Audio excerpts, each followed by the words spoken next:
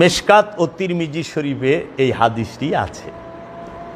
আল্লাহর রসুল দোয়া করলেন মাওলায়াত ঘোষণার পরে, মাওলা আলীকে যে ভালোবাসে তুমি তাকে ভালোবাসো, মাওলা আলীকে যে শত্রু মনে করে তুমিও তাকে শত্রু মনে করো, এবং মুনাফেক মাওলা আলীকে ভালোবাসবে না, আর মুমিনরা মাওলা আলীকে ঘৃণা করবে না।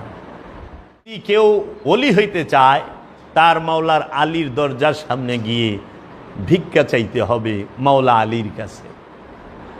ওলিদের বাদশাহ মাওলা আলী, সৈয়দদের পিতা মাওলা আলী, মহানবী মাওলা আলীকে সেই আধ্যাত্ম রাজ্যের খেলাফত দান করেছেন। এখন খলিফা বলা হয় যে ইসলামে প্রথম খলিফা হযরত আবু বকর সিদ্দিক, দ্বিতীয় খলিফা হযরত ওমর রাদিয়াল্লাহু তাআলা আনহু, তৃতীয় হযরত উসমান, চতুর্থ হলো মাওলা আলী। এটা কোন খলিফা? এটা হলো রাষ্ট্র পরিচালনার, দেশ পরিচালনার খলিফা।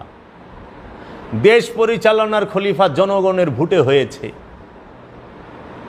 হযরত আবু বকর সিদ্দিক রাদিয়াল্লাহু তাআলা আনহুকে রাষ্ট্র পরিচালনার, মক্কা মদিনা শাসন করার, হেজাজ শাসন করার যে ক্ষমতা, সেটা তো আল্লাহর রসুল দেন নাই, দিছেন জনগণ, মক্কা এবং মদিনার মানুষেরা মিলা তাহারা নির্বাচিত করছে হযরত আবু বকর সিদ্দিককে খলিফা, যে আপনি এই মক্কা মদিনা, তায়েফ, নাজরান, এই জিদ্দা, এই সমস্ত এই অঞ্চল শাসন করবেন।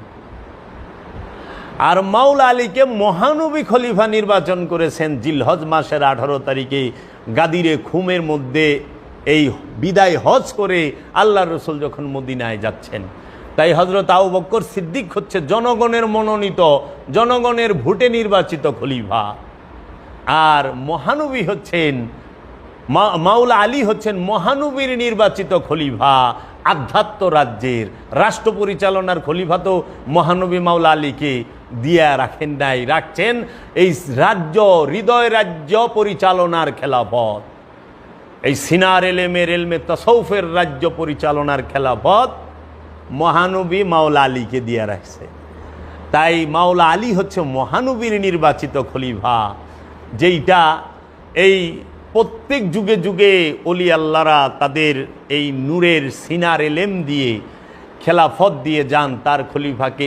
এই আধ্যাত্ম রাজ্যের শিক্ষা, হেরা পর্বতের শিক্ষা যেন সমাজের বুকে মানুষকে দিতে পারে এবং মানুষকে, ইনসানকে আমানু থেকে মুসল্লি, মুসল্লি থেকে মুমিনে পরিণত করতে পারে। এর জন্য রসুল খেলাফত দেয়। আল্লাহর খলিফার নাম আদম, রসুল সাল্লাল্লাহু আলাইহি ওয়াসাল্লামের খলিফার নাম মাওলা আলী আলাইহিস সালাতু ওয়াস সালাম, এবং মাওলা আলী নিজেও আদম, এবং তিনিই অলি, তিনিই আলী, তিনিই আদম, তিনিই বেলায়েত ও রিসালাতের ধারক ও বাহক। যার কপালে পাকপাঞ্জাতনের আওলাদে রসুলের মাওলা আলী কারামাল্লাহু ওয়াজহুর দয়াল রসুলের রহমত ভিক্ষা না জুটেছে, সে ওলি হইতে পারে নাই। তাই আমরা দেখতে পাই মহানবীর উজিরের নাম মাওলা আলী। উজির কাকে বলে? যে বোঝা বহন করে। উজির তাকেই বলে যে বোঝা বহন করে। মাওলার সম্পর্ক রসুলের সাথে শুরু হয় মাওলার আগমনের সময়। রসুলের চোখ,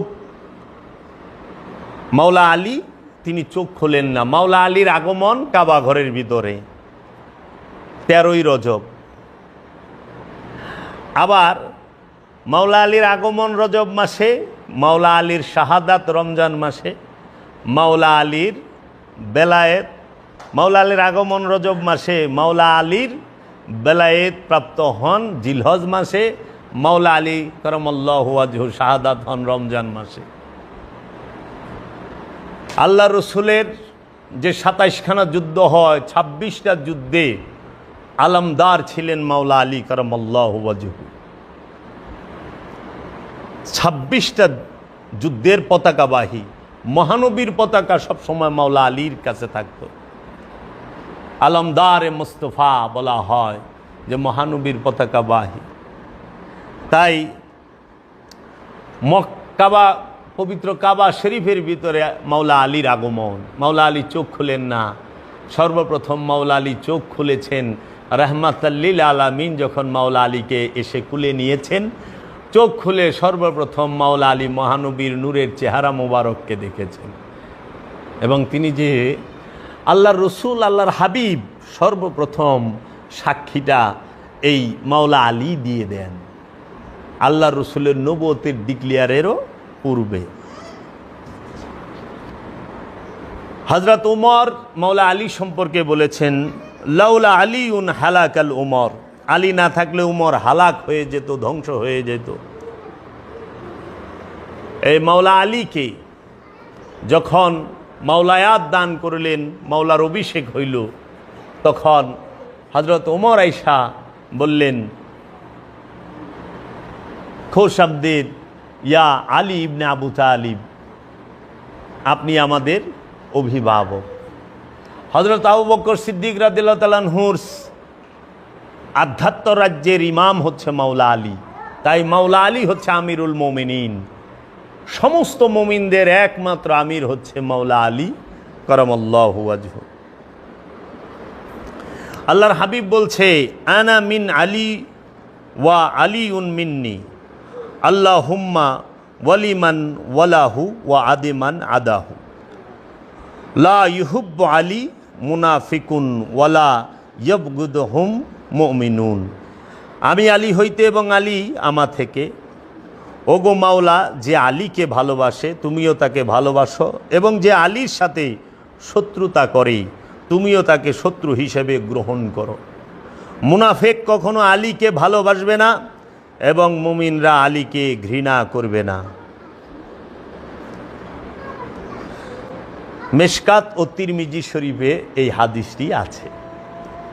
আল্লাহর রসুল দোয়া করলেন মাওলায়াত ঘোষণার পরে, মাওলা আলীকে যে ভালোবাসে তুমি তাকে ভালোবাসো, মাওলা আলীকে যে শত্রু মনে করে তুমিও তাকে শত্রু মনে করো, এবং মুনাফেক মাওলা আলীকে ভালোবাসবে না আর মুমিনরা মাওলা আলীকে ঘৃণা করবে না। তো মুনাফেক আর মুমিন চেনার কোষ্টি পাথর হইল মাওলা আলী।